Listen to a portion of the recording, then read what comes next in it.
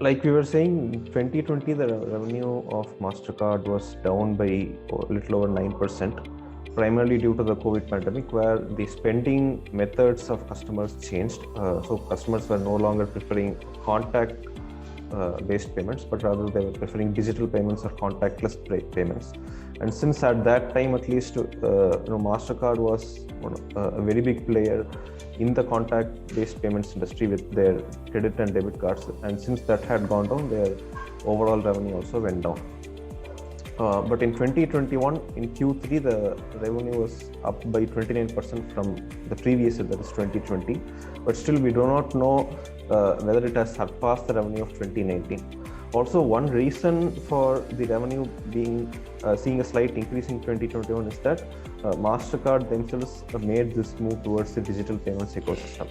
So last week we were discussing that they had formed partnerships with several other companies, Apple being one of them, right? So due to these reasons, it is possible that their revenue could have gone up from 2020. And so after easing of COVID restrictions, domestic spending and cross-border spending also increased. So this was in 2021. The final revenue numbers for 2021 are not out yet. They should be out probably by the end of this month. So we'll know more on that later. And also e-commerce shopping, in-person shopping, cross-border travel, everything are moving towards pre-pandemic levels since the restrictions have been eased. But now again we have this Omicron variant, and we do not know as of now how that's going to pan out. But let's wait and see what happens. So that point being said, right, how revenues from the traditional credit or debit cards are being eroded, this is what is prompting MasterCard to move more towards the digital payments space. So they have launched something, a new offering, which is called as MasterCard Installments. This is what we call as a buy now pay later solution. Now, while watching the IPL matches, you might have heard of this company called Postpay. It was in one of the ads in IPL, or even during the recent Test series. I think it was there. So that is also what we call as a buy now pay later solution. And a lot of the e-commerce companies, even in India, are currently marketing this buy now pay later solution very heavily today. So Flipkart has this concept. Even Amazon, if you see, I noticed it just a few days back. When you open that Amazon Pay account, or when you order something, they show an offer which says if you use that buy now pay later solution, then you get some extra discount or something like that. So like this, so many companies today, not just the payment companies, but also the e-commerce companies, are incentivizing customers to take advantages of this buy now pay later solution. So here the thing is, if the customer has this option to pay later, then they might ultimately end up spending more money out of their pocket, which will increase the revenue for the company, right? So this is what we call as an affordability construct in the payments industry. So MasterCard has also launched an offering in this space, and this solution has been rolled out to banks, where customers can access the feature from their bank's mobile banking app at the point of checkout. Okay. So when you placed your everything in your shopping cart, and at the time you are about to check out, in one of the payment methods, you can choose this MasterCard installments option. It will be listed as one of the payment options along with the traditional credit or debit card or PayPal or all those other options. So apart from this installment solution, MasterCard will also provide additional value through services such as data analytics, loyalty, and fraud flows. So this is the edge that MasterCard brings to the table. Okay, their technical capabilities, their data analytics capabilities, all their data mining and analysis capabilities is what provides an additional value or an advantage to any platform which is using MasterCard as one of its payments channels. So for example, let us say I run an e-commerce website, okay, and I have this MasterCard installments as one of the payment options on my platform. Or let's say, I have a PayPal option, and the PayPal transactions on that website are enabled via the MasterCard gateway. Okay, so in these cases, Mastercard also provides these additional services such as data analytics, and it can mine the transaction data and give insights regarding who are the loyal customers, what are the purchasing patterns, who are the customers who commit possibly fraudulent transactions, and so on. So these are certain additional services that Mastercard provides. And they have also signed up. So all this has happened during 2021 actually. They have signed up with many cryptocurrency exchanges like Bit2Me, CoinJar, CoinMotion, etc. So cryptocurrency exchange is a place where people buy and sell cryptocurrency. Okay. Even today we see many ads for these currency exchanges where you can sign up for an account and you can start trading with cryptocurrency. Now Mastercard has signed up with a few of these platforms so that your customers can easily or smoothly make those cryptocurrency transactions via the Mastercard channels. So Mastercard enables a cryptocurrency wallet in which you can store cryptocurrency, and from that wallet you can use that cryptocurrency for any transactions wherever cryptocurrency is accepted and so on. So that is what I said in the next point. Customers can easily buy crypto assets with their Mastercard, spend their crypto balances wherever Mastercard is accepted, cash out their proceeds with Mastercard Send, and earn rewards. Mastercard Send is another peer-to-peer payments platform, just like PayPal or Paytm. And so even today in Google Pay, if you do any transaction, then you can get some reward, like you get some 5 rupees cashback or something like that. Right? So similarly, Mastercard Send also works in the same way. And one other thing which was mentioned in the earnings call was that they foresee a decrease in card payments and increase in account-to-account payments. So this is in line with what we were talking about. Rather than swiping their credit or debit cards at the POS terminal, people prefer to directly transfer the money to the beneficiary's account. So this is a change which has largely been driven by the COVID pandemic, where people preferred contactless payments more than the conversion payments. Any questions here until now? Sai, for the buy now, pay later solution, is there any interest, or those are interest free? Because these days I see in Amazon also. Right now they're interest free. Interest free. Okay. Yeah.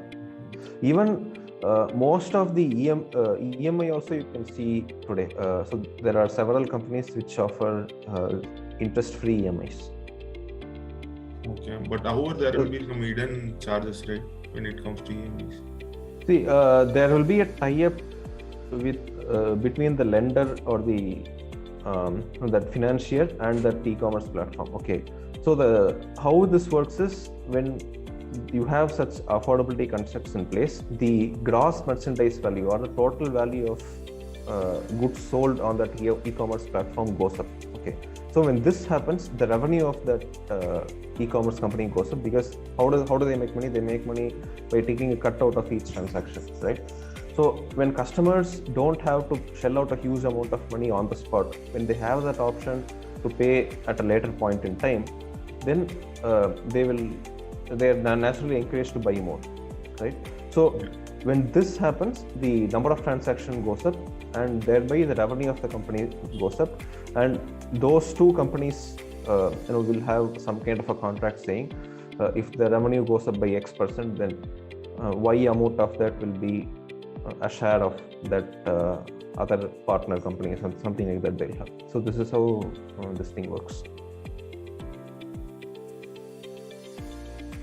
To add to that, so basically, if you look at, so do you know IRR? Anyone knows what's IRR?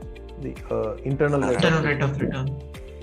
So basically, Jairam, Anushri.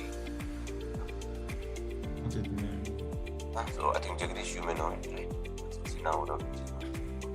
So see, what happens is, so whenever you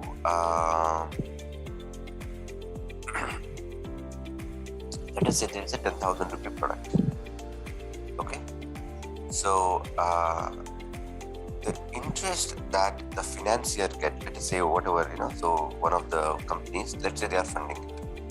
Okay, so what matters for them is what is their inflow and what is their outflow. not necessarily what they tell you, what is their inflow. They tell you, hey, there is zero interest, right? But what is their inflow, what is their outflow, that matters. So for example, if they are getting, let's say for the 10,000 rupees, right? Let us say the e-commerce company says, okay, because I am getting this extra sale, because you're financing 10,000 rupees, I'll give you 200 rupees extra, right? That is the amount that I will pay you because you're financing on our platform. Okay, so which means to that extent, the financier's cash outflow is reducing, right? So 200 rupees, the company, the e-commerce company is paying the financier. That is one part.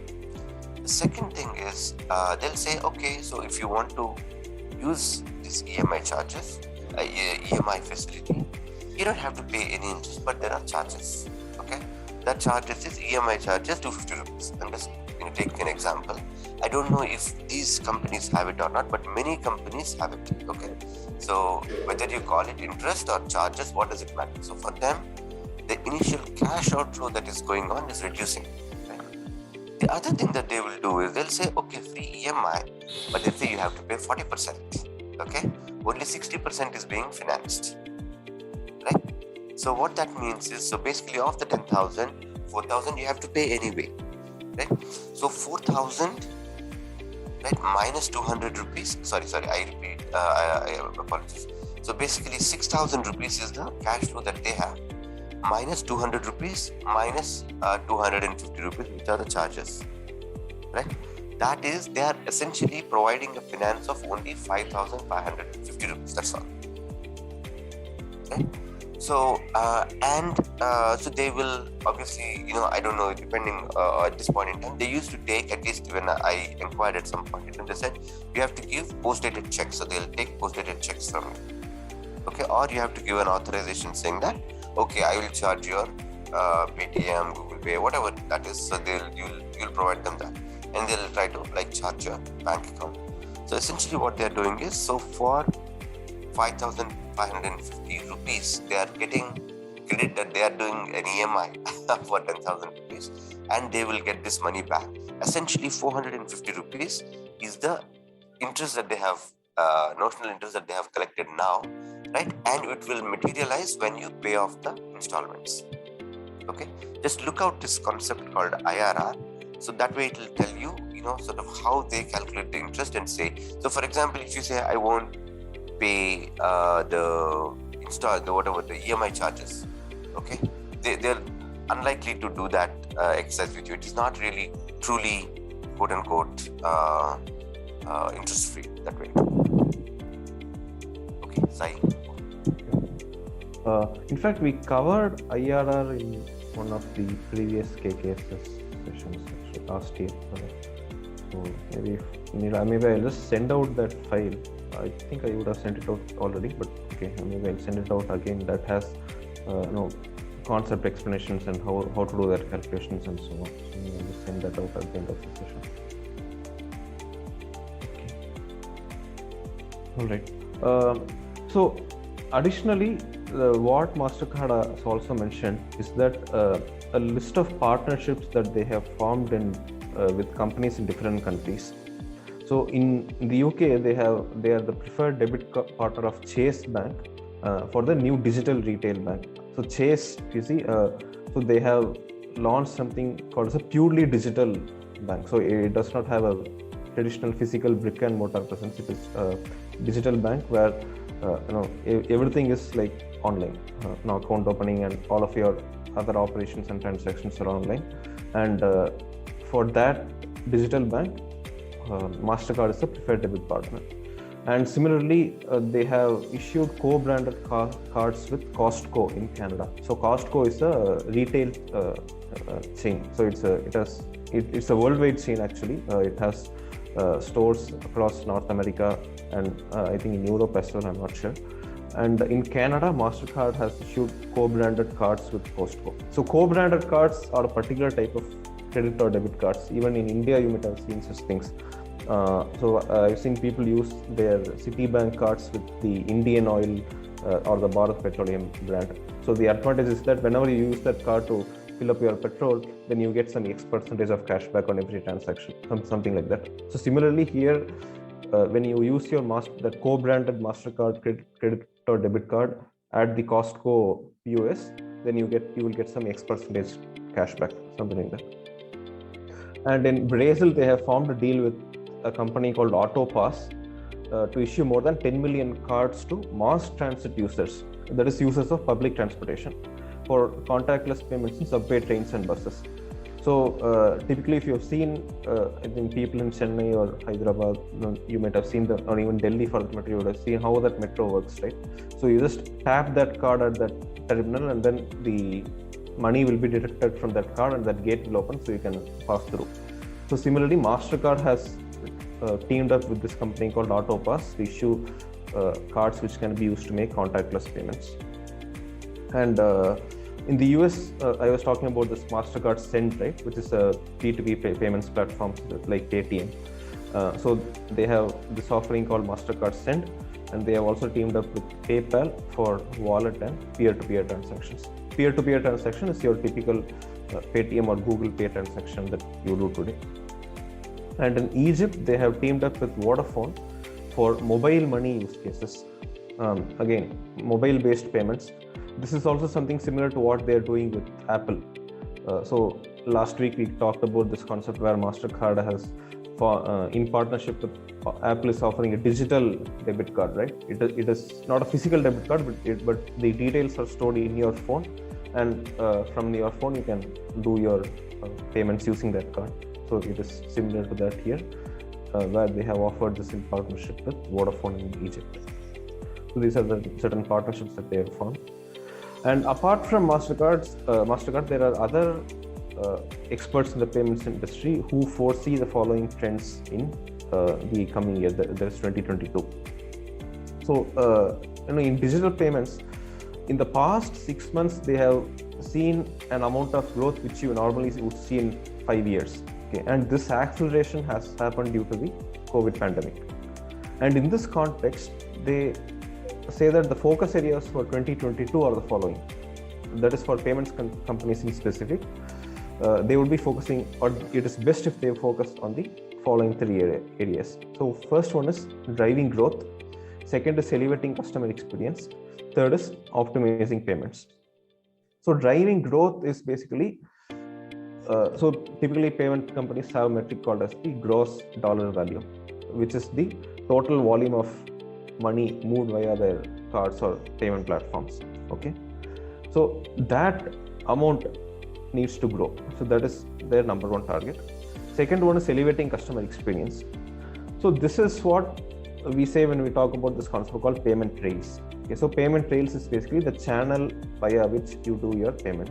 So for example, the company that we are dealing with has an option for you to pay your beneficiary via your credit card, debit card, or directly from your bank account or using your wallet. Okay. So when the customer has this multitude of options, then that is one thing which elevates the customer experience. And also, the affordability concepts that come into play, right? So for example, the buy now, pay later, or there is, let's say for example, you're a B2B player, right? So you might be in need of some capital. So imagine there's a MasterCard or some similar company which has a tie-up with another lender, so that that lender finances your transaction in case you don't have the money at that point of time. So this is also another thing that elevates customer experience. That is the second point. And then third one is optimizing payments for the best return on investment. So this optimizing payments typically concerns your transaction speed, how smooth is your website or your app operating, and so on. And then there's this concept of chargeback or false declines. So imagine you're making a payment, and there's this algorithm which has wrongly flagged your payment as a fraudulent payment. So in that case, your transaction will fail, right? That will lead to a bad customer experience. So how do you optimize your fraud detection algorithm so that you don't have this problem of false declines? So this is all part of the optimizing payments point. And then B2B companies are catching up with B2C companies with respect to payment methods and strategies. So, typically if you see in the payments industry today, in B2C, the growth is much higher because the usage or the market is much larger. B2B, until now, that has not been the case. Still, people have been using the conventional, account-to-account transfer and checks and those forms of payments. But now there are several players in the industry who are coming up with solutions very specific to the B2B scenarios, and this is what it is said in the third point, where they say that B2B companies are catching up with B2C.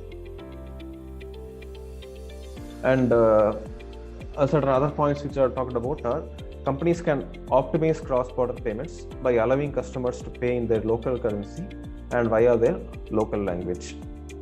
So there are surveys which say that when the experience of the customer in the payment platform or the app is localized, right, in their language, in their own currency, then it is possible that their revenue has increased by certain X percentage.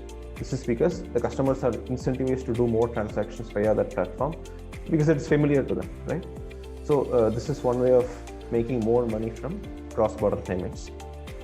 And then improving conversion rate by reducing the number of declined or failed transactions. So one point that they talk about here is implementing something called as the failover technology. Okay. So typically, if you see, when you are making a payment from the United States to India, okay, the speed of that payment or whether or not that payment has been successful depends on what banks the payment platform has a tie-up with. Okay. So if it has tie-up with only a US bank, then it is possible that the algorithm used by that particular bank has flagged your transaction as a fraudulent transaction and thereby fails that transaction. Okay.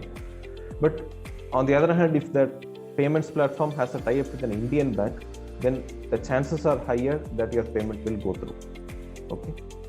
So failover technology is one scenario where we say that if one of the participating banks has failed the transaction, then that payment will be passed over to another bank in the network, which will again analyze that transaction, and if everything holds good, then it will approve the transaction. So this is one way of reducing the false declines and improving the conversion rate or the success rate of transactions. Okay.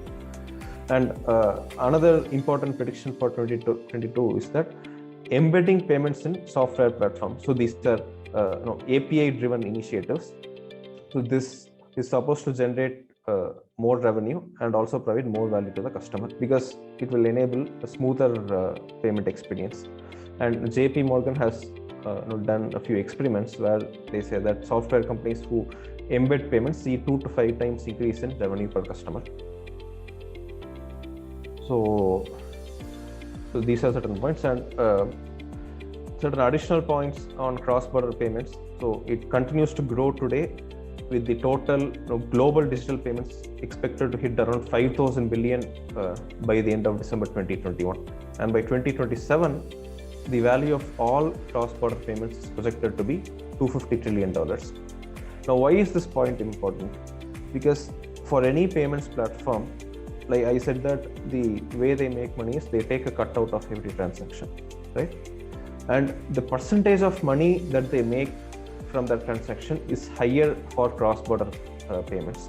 So, for example, if they take a 1% cut for domestic transaction, then they will possibly take a 5% cut for the cross-border transaction. So it is very important for payments companies to ensure that their cross-border transaction also continue to grow. Okay. So this is how they analyze their market mix today. And second point, we have already talked about it in a previous session. User-friendly payment experience lead to higher conversion and lower abandonment, thereby resulting in higher revenues for the company. Another important trend foreseen for 2022 is accounts receivable automation. This is true for B2B companies, and 95% of B2B executives agree that their company should be investing more in accounts receivable automation. So typically, if you see these companies, they will have so many customers from whom they should receive money, right? So it's not like when you run a capital intensive industry and you sell a lot of stuff worth a lot of money to so many customers, then all those customers are not going to pay on time. Okay, this leads the company to invest a lot of time, effort, and money into contacting all those customers and getting the money from them. So, in order to go around all these hassles, accounts receivable automation is a key part which B2B executives expect that they should be doing. Okay, and what does this mean for a payments platform today? So typically, if you see, the customer that we are working with, for example, also has the feature for generating invoices. Okay, so when a company has provided certain services to a customer, they will raise an invoice saying these are the services that we have provided and this is the amount of money that is payable. Okay, so this is a value-added service, right?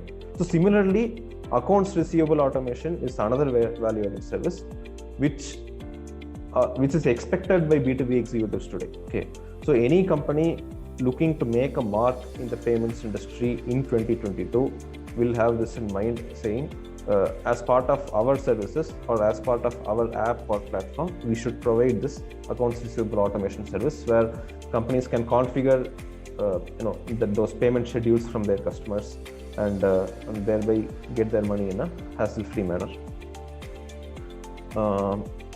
And intelligent payment routing is that point which I was talking about.